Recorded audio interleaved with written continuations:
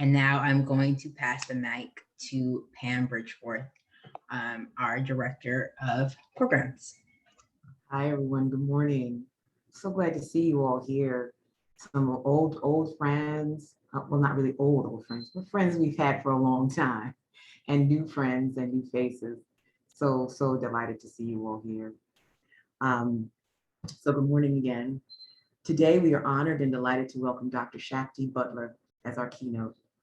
Dr. Butler is an educator, writer, and a filmmaker who has spent nearly 40 years helping people move with urgent intention and deliberate care in advancing social justice and racial equity. Her work is rooted in the authentic experiences of the everyday human trying to make sense out of the world, but it is also powered by the energy of those unseen yet felt places in our lives that can either muddy the waters or provide stark clarity. Dr. Butler's gift is in helping folks access that clarity within each of us for more meaningful work and lasting impact. As you listen today, we hope you're able to access that unseen but felt place in your own lives and work to find the clarity you need to move with urgent care, urgent intention, and deliberate care. We will be taking one brief moment of quiet listening, followed by Dr. Butler herself. Thank you.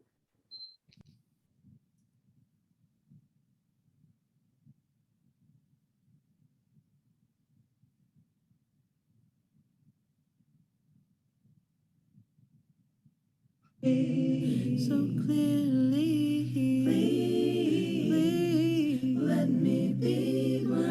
Let me be brave. Let me see my choices. Let me see my choices clearly. Please, let me be brave. Let me see my choices, yeah. Please, I wanna be brave. Please, I wanna see my choices all out in front of me. Please, let me be brave. I wanna be brave. I wanna see my choices out in front of me.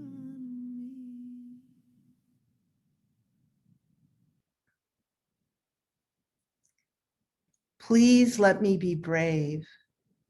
Please let me see my choices clearly. Change work is challenging. Change work requires courage. And so we begin this session, the session that I'm participating in with all of you, thank you so much, with understanding this need for bravery. Can we have the next slide, please?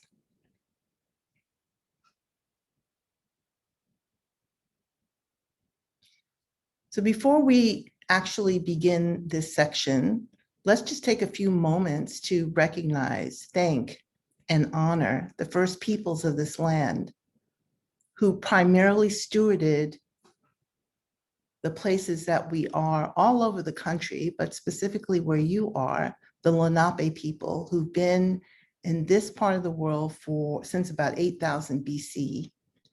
Did you know they were matrilineal people?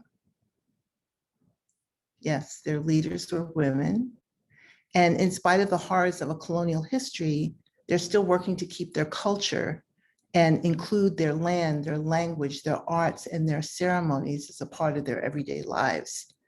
And they continue to fight for sovereignty, civil rights, and the health and well-being for all of their people and for all people. So let's just take a moment to be grateful for the ancestors that have stewarded this land before we ever came to be here.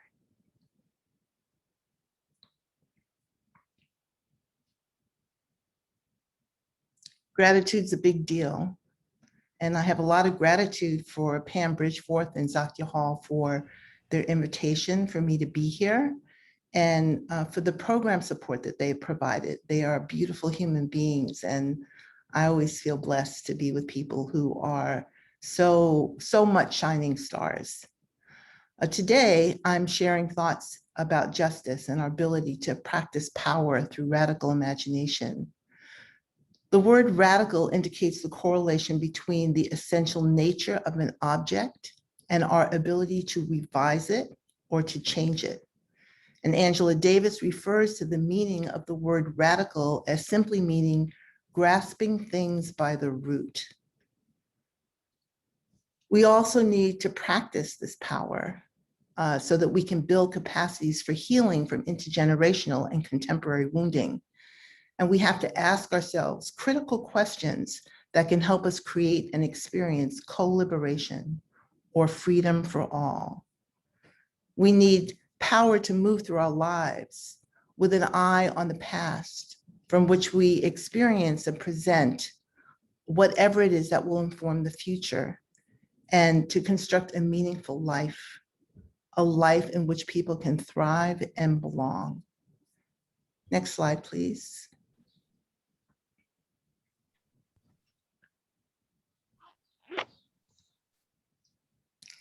We find ourselves living in a racialized world that existed before we were born, and our minds have been conditioned to internalize this racialized awareness, which permeates us like a disease of the psyche, cementing our minds to a system of social worth and value based upon skin pigmentation as a rationale for greed, theft, and dehumanization. But so many people, all of us here, are yearning for a world that is more at peace than from the stories of infinite growth. That we must continue to grow, yes, but we have to grow beyond the confines of a colonized history from which cultures and its inherent systems have produced the structures that consistently turn out inequities. What if we could live in a world that is more alive and fulfilling rather than diminished by the anorexic confines of linear individuals and Newtonian imagination? Yes, linear. What if we could live in a world that is more willing to address the intergenerational trauma that speaks to what happened to peoples rather than what is wrong with those people? We ask people, what's wrong with you? We don't ask what happened to you. Why are we where we are? And what if the parameters of our perceptions were more than the limited binaries and false clashes between good and evil? What if we knew that taking care of ourselves and each other and the earth is all about what it means to embrace being human? Next slide, please.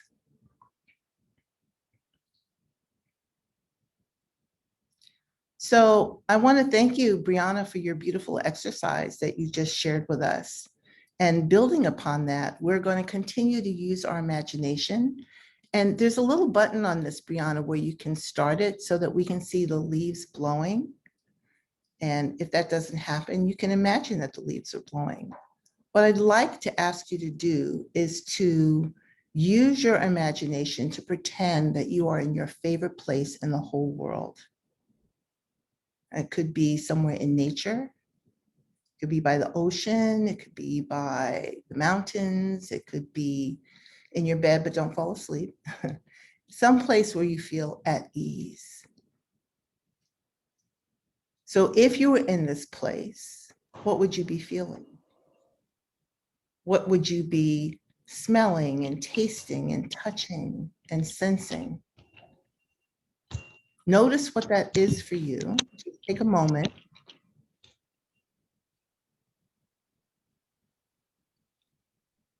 This is a little bit of a longer way of asking you, how are you feeling right now? Where are you?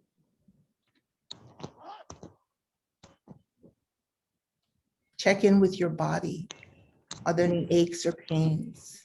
If so, breathe into those spaces and allow yourself to relax fully.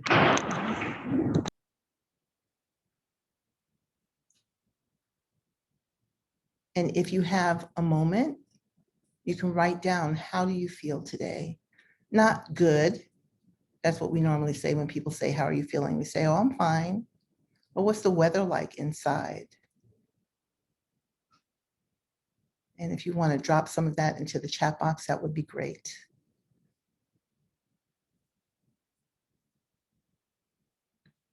And we'll change to the next slide, please.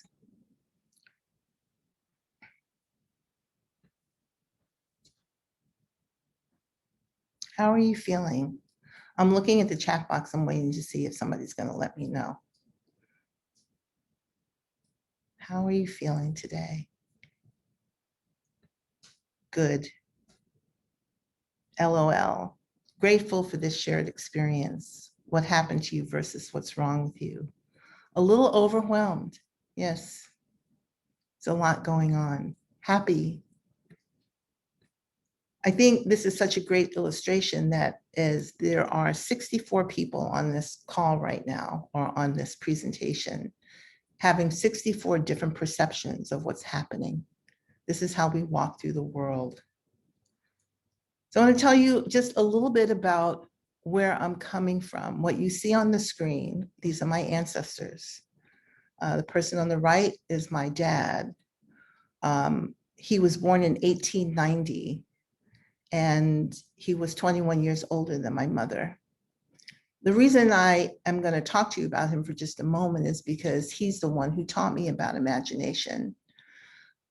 The person to his left is my grandmother, who was Black and Arawak Indian from Barbados. My father grew up in Barbados, but his father was born into enslavement in Austin, Texas. And when he was about 9 years old, emancipation came, and he then at 18 took a boat to Barbados where he married my grandmother, who taught him how to read and write. Her mother was the 8th daughter of the shaman. What that means is that I grew up with ideas about how important it is to love spirit, how important it is to accept spirit in all the forms in which it's presented. And with that spirit, to understand that there's wisdom that is accessible to us that we have forgotten. Next slide, please. Just as a very quick overview to this being able to imagine, by which my father would say to me, everything that is was once an idea. And when you plant a seed in the ground, which is his metaphor for an idea, you can't dig it up every day to see how it's doing. You have to tend to it. You have to take care of it. You have to nurture it.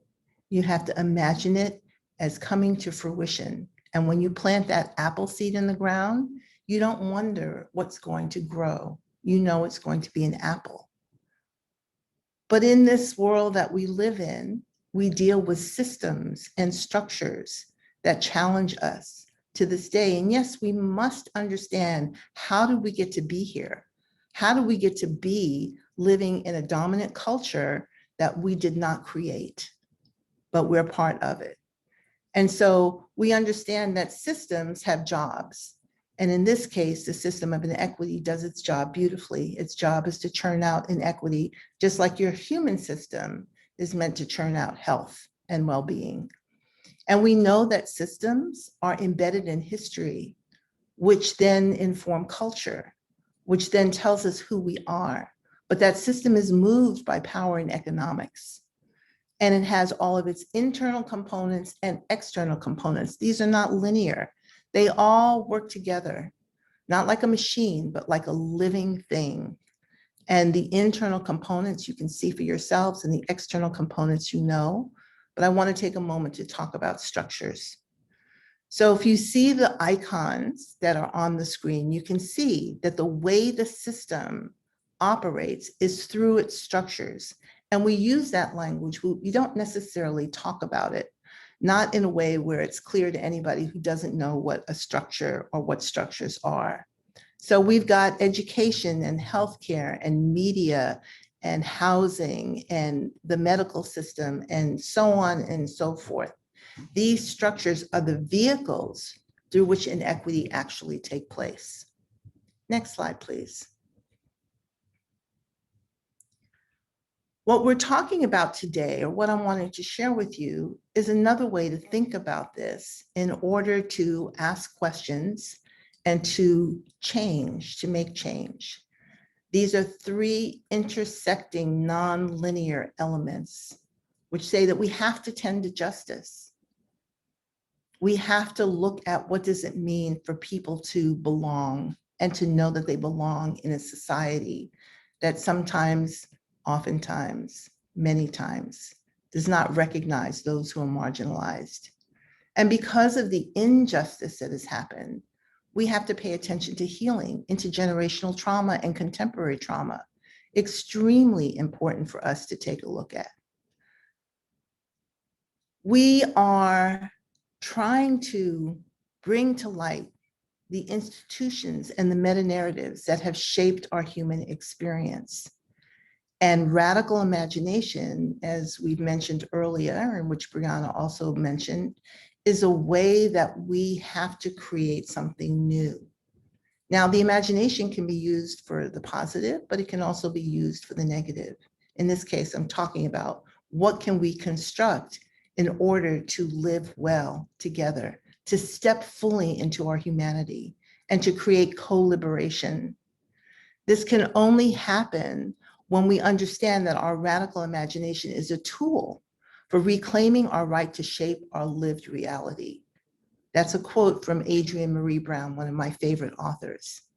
But radical imagination is not just an individual process, it's a collective process. And we have to move from transactional being in the world to transformational being. I want to share with you just a couple of examples of what I mean by that. And this particular handout is going to be made available to you. But when we look at what it means to live on the planet in a transactional fashion, we overly focus on structure, policies, budgets, procedures, values, economic and structural. But when we're doing transformational work, we focus on the whole.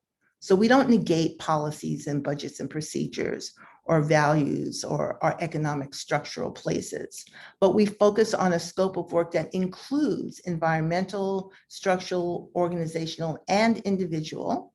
We have our internal elements and our external elements, and the values that the environment that are social, political, and spiritual.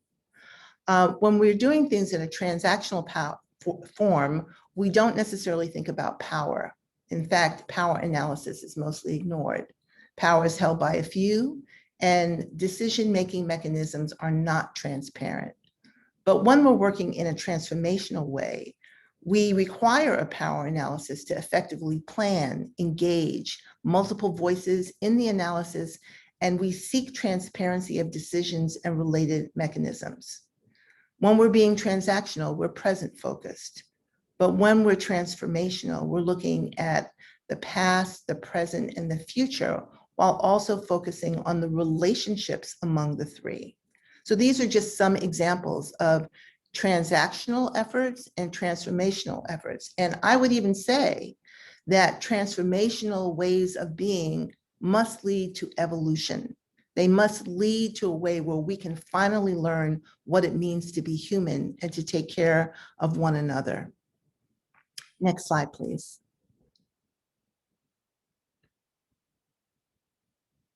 So radical imagination, positive imagination, negative imagination.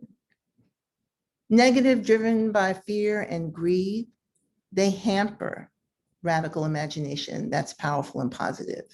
But we don't like to talk about our emotions, do we? They're uncomfortable. They make us feel vulnerable, and yet vulnerability is part of fearlessness. We have to capitulate to an existing structure which does not serve us. And we silence the hidden alternatives that are buried in our own rich history. And this produces a failure of imagination. So what does it mean to be human in this world? Take a moment to just think about that. Think about yourself. What is a quality that you have that you know expresses your humanity? And think for a moment and think of one word. It could be your courage, it could be your trust, it could be your fearlessness, it could be your love, and drop that one word in the chat box. What does it mean for you to have and be aware of the qualities that make you great and that will support your radical imagination so we can revision the communities in which we live.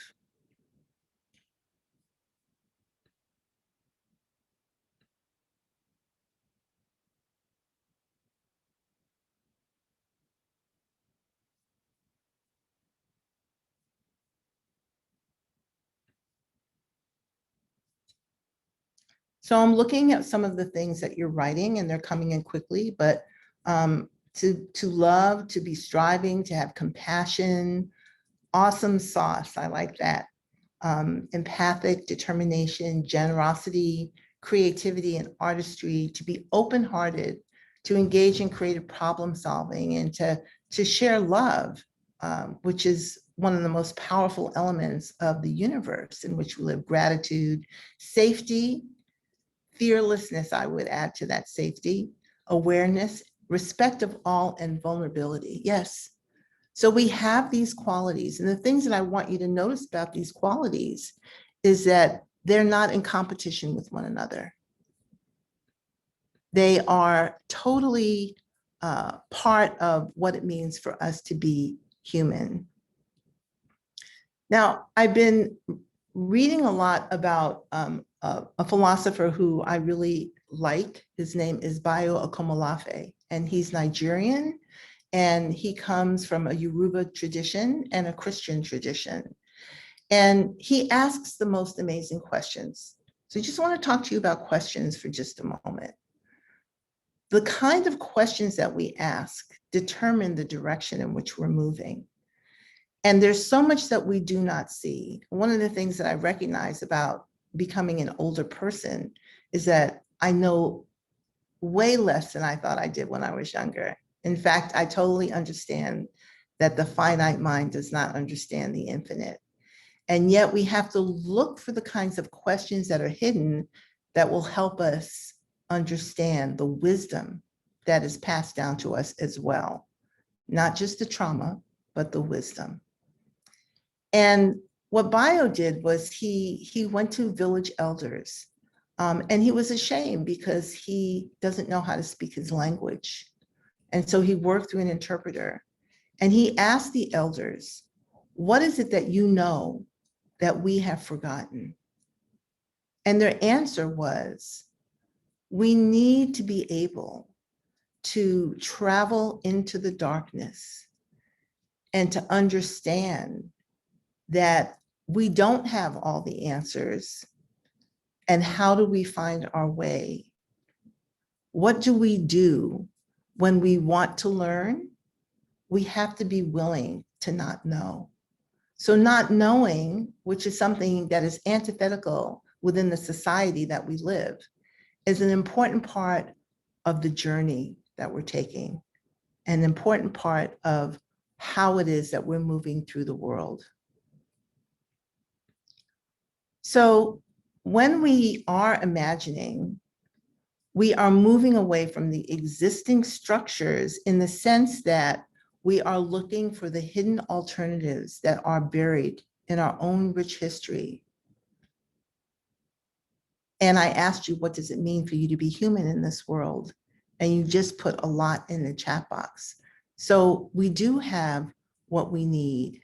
Next slide, please. So imagination, healing, and liberation.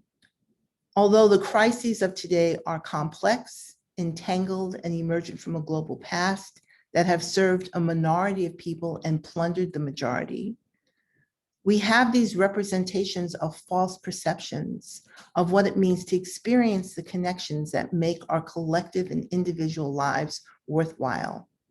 The world with its structures and relationships to self, others, and the earth as we know it is fragmented right now and deteriorating. This is really challenging for all of us.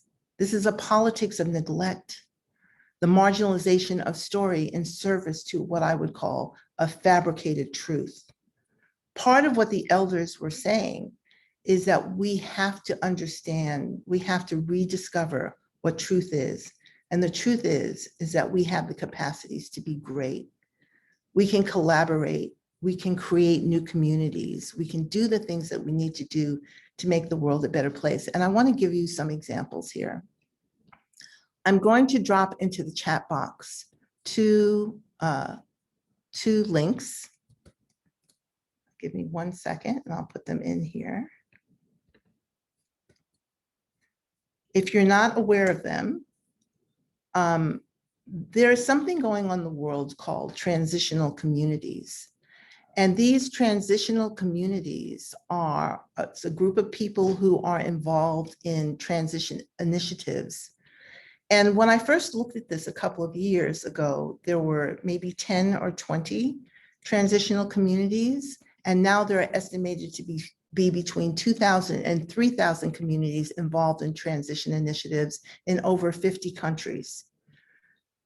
What happens in these transition communities, with some of them focused on very specific things that they want to change, and some of them looking at the whole infrastructure of the town or the city in which they live, is wide and varied. And you can go to the links that I just put in the chat box to explore them. The core aim of the transition movement is to envision and build towards a more just, healthy, and resilient world for all. Narratives which give a strong sense of how this is possible have been shown to motivate and inspire long-term engagement. That long-term engagement is collaboration in action. And this arises through a process of not only participation in creating something new or revisioning what already exists, but by engaging in action and reflection and imagination and creativity, and in moving through the range of feelings that are provoked by the intersecting crises that we face. We must connect and care for each other. That's not always so easy. We have to understand what it means to practice resilience, to practice liberation.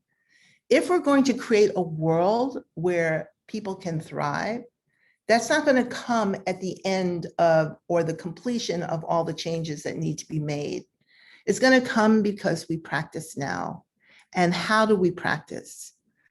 How do we practice externally? And how do we practice internally? How do we practice resilience? How do we understand what it means to practice transformation? And to explore how our mindsets, our attitudes, emotions, and worldviews can contribute to or block social change. So social change must happen. We're headed down a road that is very difficult. Next slide, please. And in some ways you would think that I spoke to Brianna ahead of time, but I didn't. But I'm going to ask you to go back to what you did with Brianna first thing, and to reflect on your intention and to add that to what you wrote down. What is your intention in your social justice work, in your healing work, in your liberatory work, in your radical imagination work? What is your intention? Just name one and put it in the chat box. Who will you work with? Who can be a collaborative thought partner for you or partners?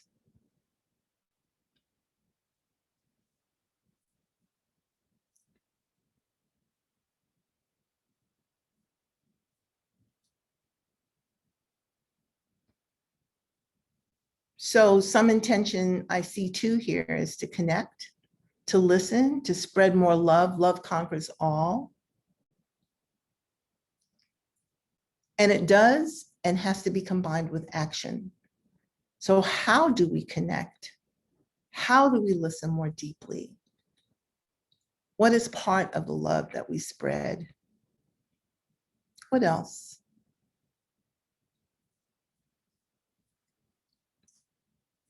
These are the tools that you need for the journey.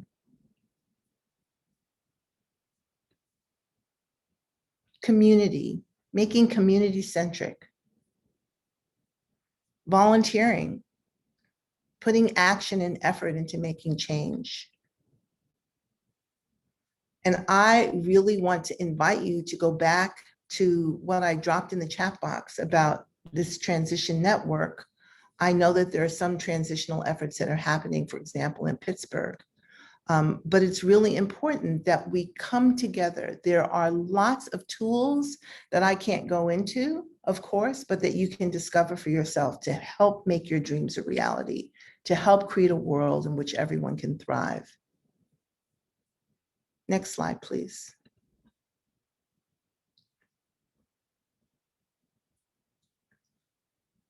So what I'm saying is that we need to practice. And how do we do this? We have to face our fears. We have to heal our intergenerational and contemporary wounds, and we must be brave. Please let me be brave, and please let me see my choices clearly. Becomes, please let us be brave. Please let us see our choices clearly, more and more clearly. And so I wish you the very best in making the changes that you're pursuing. We understand that everything is connected. Everything that we do relates to something else that happens. We are not rampant individuals leading individualized experiences.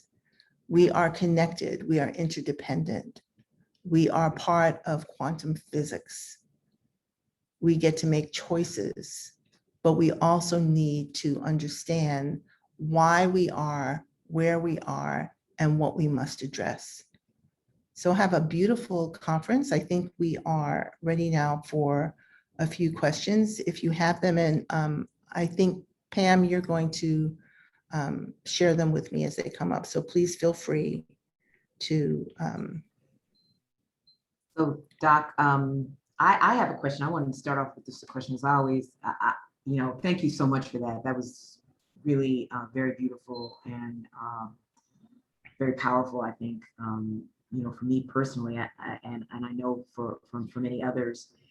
So the question I have is, the majority of the folks that are on the call with us today, not everybody, but the majority of our folks are community developers. And the thing that I have learned in being engaged with them is that they are very much linear thinkers. They are like, we have this problem in our neighborhood, we have these kinds of resources, we need to actualize so that we can resolve that in some form or fashion. Or this is, the resources I have to develop this housing, I've got to get this housing done, da da da da da. For community developers, it's hard to be nonlinear, and yet when you really engage with them and hear how they're working with the community and connecting with the community, much of their work interpersonally evolves nonlinear. Can you talk to us a little bit about how do you access that nonlinear component of yourself if you're constantly having to be transactional versus more rooted in transformation? That's a complex question, but I have a pretty simple answer. So one of the things that I like to work on is something called strategic questioning. And strategic questioning shifts the way that we communicate with one another. But as you said, oftentimes when we have problems or challenges that we need to address, we immediately go to looking for the solution, which was on the list that I read from about transactional versus transformative. And it happens because we're so pressed for time. But look at how many hundreds of years it has taken, and literally thousands, if we go back to European history, before Europeans began colonizing. We understand that the patterns and the relationships that were formed in those days were brought to what we now call the United States.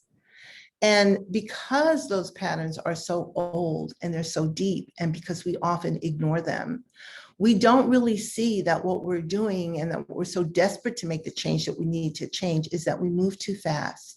We have to have the courage to slow down and to ask questions. And what kinds of questions am I talking about? I'm talking about the ability for me to understand Laura. If you and I were talking to each other, I would want to know, what do you really mean by what you say? What are you really thinking? As I mentioned in the beginning, well, right now there are 64 of us on this call who are having 64 different perceptions about what's going on here, different ways that we're taking in what's being said. And often we miss each other and we don't encourage one another to think out loud.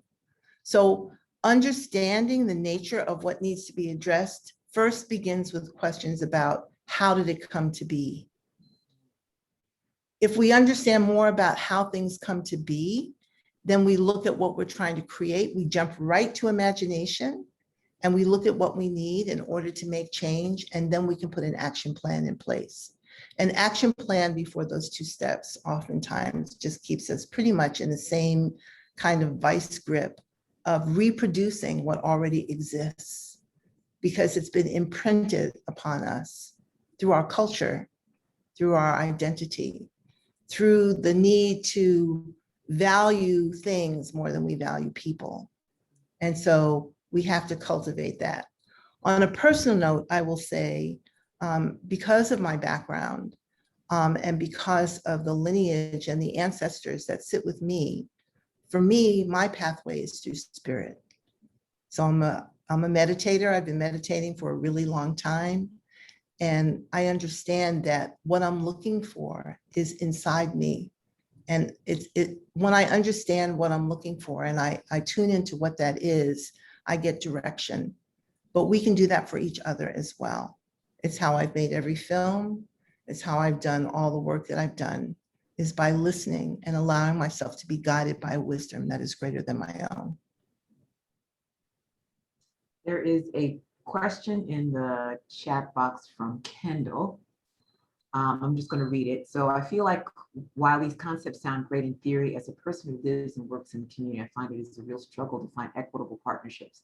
Honor Thy Neighbor 501c3 organization. I guess that's the name of the organization. Right.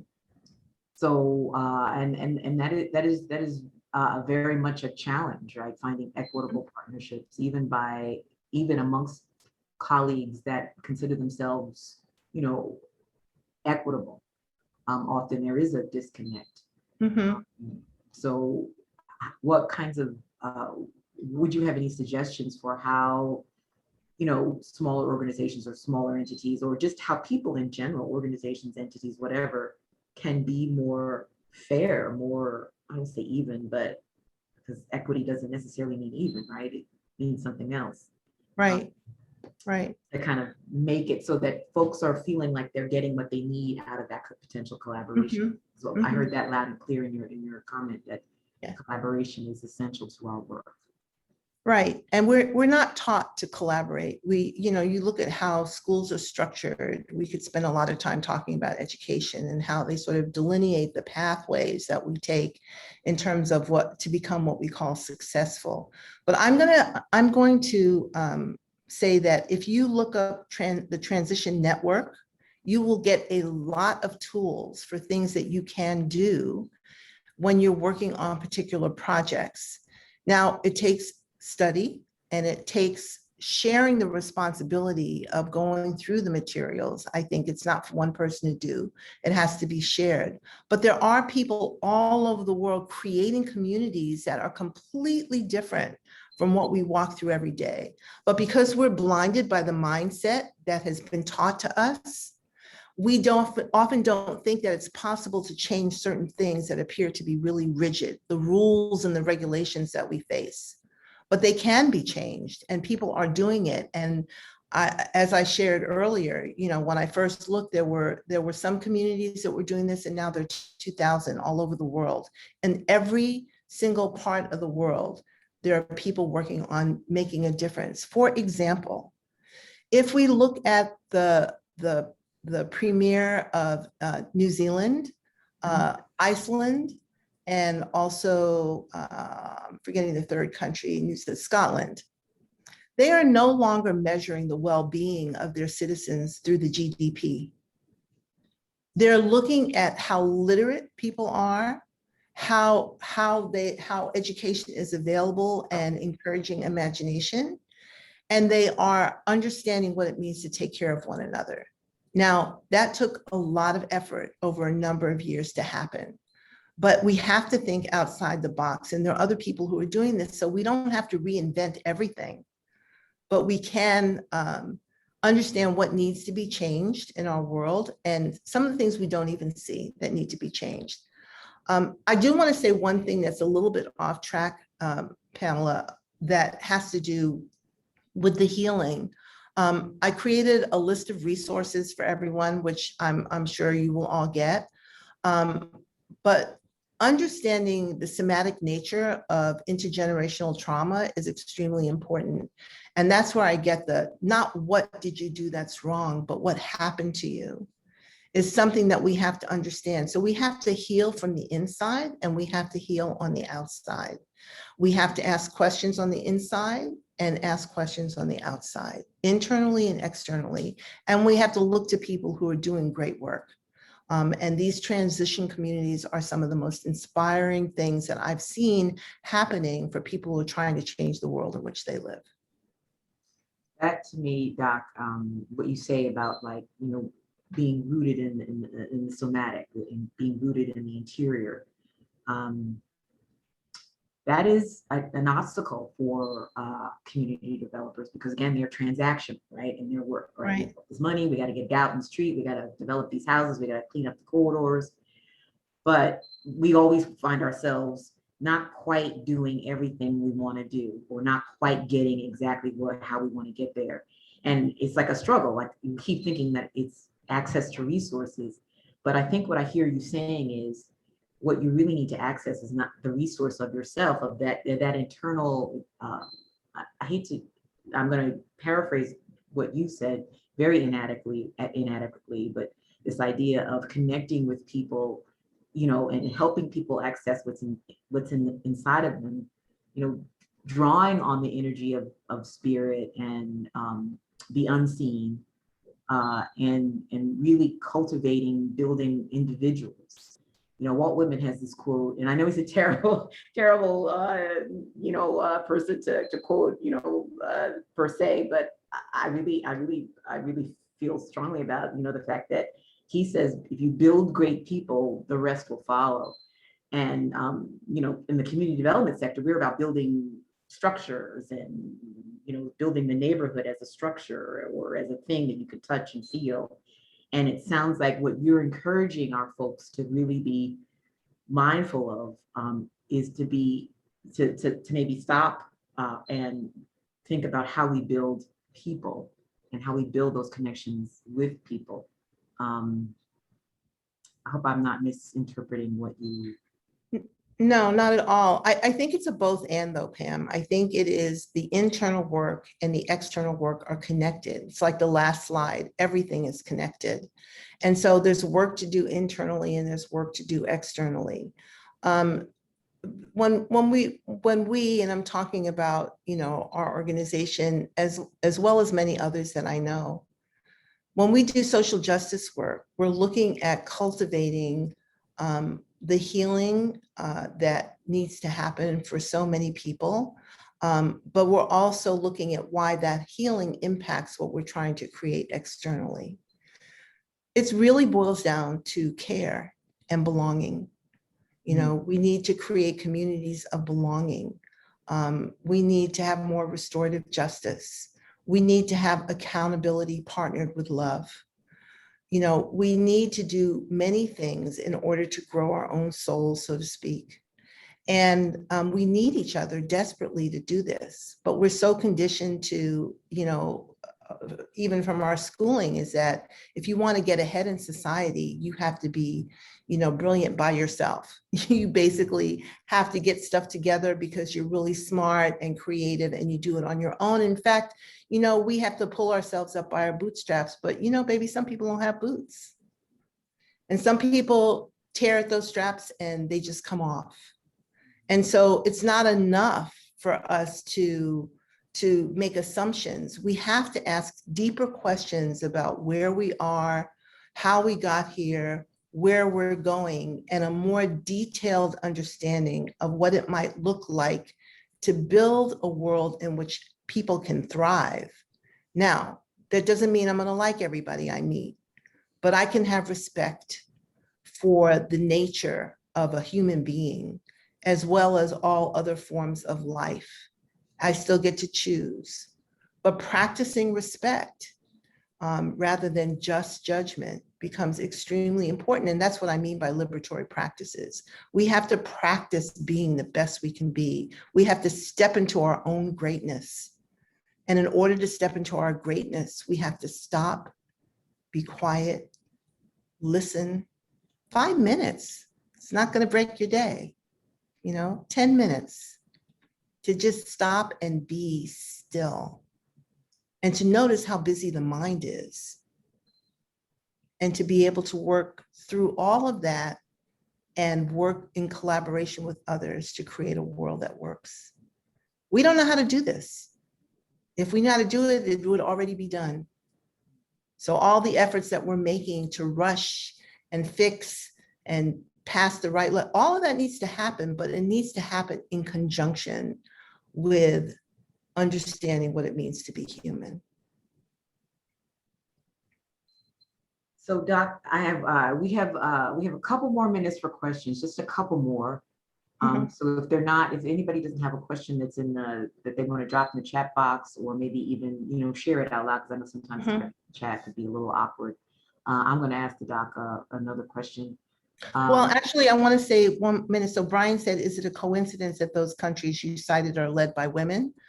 I don't really know. I mean, those are the ones that I know of. I think another country that is listed as a place where their citizens are very happy. Of course, my mind is going completely blank, but it's not led by a woman. It is a Spanish-speaking country that does not have a standing army. And it'll jump back into my head. So it's not all women, but those are the ones that have recently announced the way that they are evaluating how well their citizens are doing. Shannon said Shakti, right? Is that the one? Yeah, Shannon, Shakti, you are helping us play third chess. Kendall. Costa Rica, right? Okay. Let's see. Let me read it. I'm trying to understand. Working hard to move public policy and private industry to a common ground for underserved communities. Looking forward to joining forces. Oh, okay. All right. So that was the message to one of our colleagues on the call. James has said that the country you were thinking of is Costa Rica. Costa Rica, yes. Oh. Thank you. Thank you, James. Thank you, James. What happens when you get older, more than I'd like to say, the little file drawers get stuck. I just have to wait till they're ready to open. I need to carry some WD-40 or something. No, Doc, yeah, you're head and shoulders above most all of us. For somebody who's a grandmother, you fly, you won't fly. So I had a question though about see, this is why I love doing the conference, because I get to talk to brilliant people who are doing amazing things. It was almost like a personal thing. So I'm sorry, Rick, I'm taking up all the stuff here, but Doc, I actually stumbled into your world, your specific work, when I was just doing a Google search, and I stumbled onto this amazing site that you and several of your colleagues across the country have been engaged in for, I guess, the last 10 years or so, called the Equity Toolkit. Can you talk a little bit about that? Yes. So I have a dear friend. Her name is Sonali Balaji, and she worked in Multnomah County in the health department, and they did the equity and empowerment lens work. And it took them 5 years to put this together, and there was a lot of process work engaged here. And Sonali is also on our board, and so I have the materials, and we've done some work together as well. And it's an experiment. I mean, they will tell you themselves in Multnomah County that what they created over those 5 years. And by the way, anybody can look it up. It's called the E lens. And you can see the stages that they went through in order to try to change some of the policies and the practices, and what it meant to ask questions and make more transparent the ways that systems work inside the county. Sonali will also tell you she's completely not satisfied with the 5 years of work that was done. So she's gone on to create more work. But once again, I think the people who I really admire, John Powell, who, you know, John is brilliant. And his secret tool is also meditation, but he is the head of a department at UC Berkeley where all of the work is really looking at social justice work and social change. This development of the internal and the external, I think, is very much visible in the E&E lens. And it's very much visible in John's work and many people who are doing change work that I really admire. And I'm a perpetual student, so I try to learn as much as I can every single day. In fact, my daddy used to tell me, he said, if you go through the day and you've only learned one thing, you should look again and see what else you can find. So That's excellent advice. That's excellent yes. advice. So we actually are a little bit ahead of, well, actually, no, we're right on point. For once, I'm on time. I'm never on time. So we're on time. So Dr. Butler, thank you so much. Thank you. I feel like you certainly shine a lot of light for me personally, and I think folks have been encouraged and inspired by your words, and I just we really appreciate you sharing your insight with us and sharing a little bit of your journey in this process. We're growing ourselves. We're growing ourselves as as humans. We're growing ourselves as a country. We're growing ourselves as a world. And we are going through some very, very extraordinary growing pains. Right. But I do think that engaging with people like you and learning from your journey, that will help inform us so that we actually turn those growing pains into something positive and can continue to evolve and thrive for not just ourselves right now, but for people like my daughter who's 11, or her daughter who's not even born, or her granddaughter. So Right. Thank you for this. Thank you. Thank you so much. I want to share one thing, because there was a question that I asked that Bayo Komolafe had that I erased accidentally from my notes, and I want to read it to everybody as just a closing remark, if that's okay. Please. So what he said was that he had been struggling to articulate this question for a long time, even though it seems to be a very simple question. What he asked the elders were, what do you know that we in the West-inspired world seem to have forgotten? And this is what they said. You have forgotten that everything is alive and connected, and you have rested in your faith that your pills will solve all your problems. The modern projects have chased away the spirits, so we have to go deep into the forest to find them again. But you will find them again. You will find new ways of living when you find the courage to embrace the dark and lose your way. Embrace the dark and lose your way. And what does that mean? Wow. It's the acknowledgement that we don't know as much as we think we do, and that we can't create something new out of the habits that have been developed our entire lives. We need to do something different. Therefore, radical imagination, healing, justice, for the purpose of evolution and co-liberation. So thank you so much. Thank you, Doctor. Yeah. Please make sure we get that quote, because we're going to include that with all the really other wonderful material that you have given us. Sure thing. This is extraordinary. Thank you, everybody. If we can give Dr. Butler a little hand of applause, we really appreciate it. But I have a set of instructions. Lakia and Brianna were very clear about what I should do, so I'm gonna make sure I get on point, because they really mean to me sometimes if I don't get it right. So we are getting ready to go into our breakouts. And we hope that you hang on with us, because what we're going to do is break you all up and put y'all into some breakout rooms so that we can kind of drill down a little bit further based on what we heard from Dr. Butler today.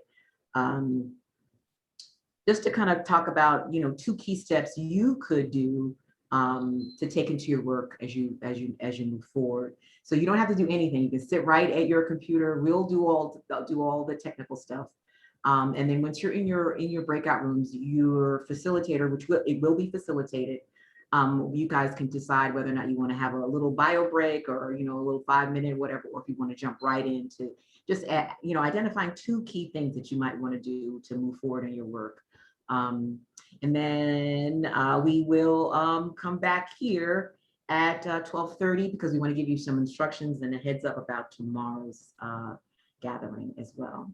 So, if you have any problems with regard to getting into your breakout room, or you get, kicked out for whatever reasons, you can email me or email Zakia at zhall@pacdc.org.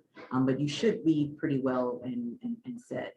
And we look forward to seeing you back here at 12:30 so we can give you more instructions. All right.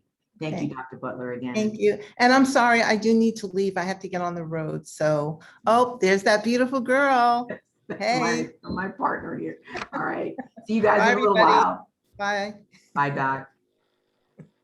Hi everyone, this is Zakia. So you all should have received an invitation to join your various breakout rooms.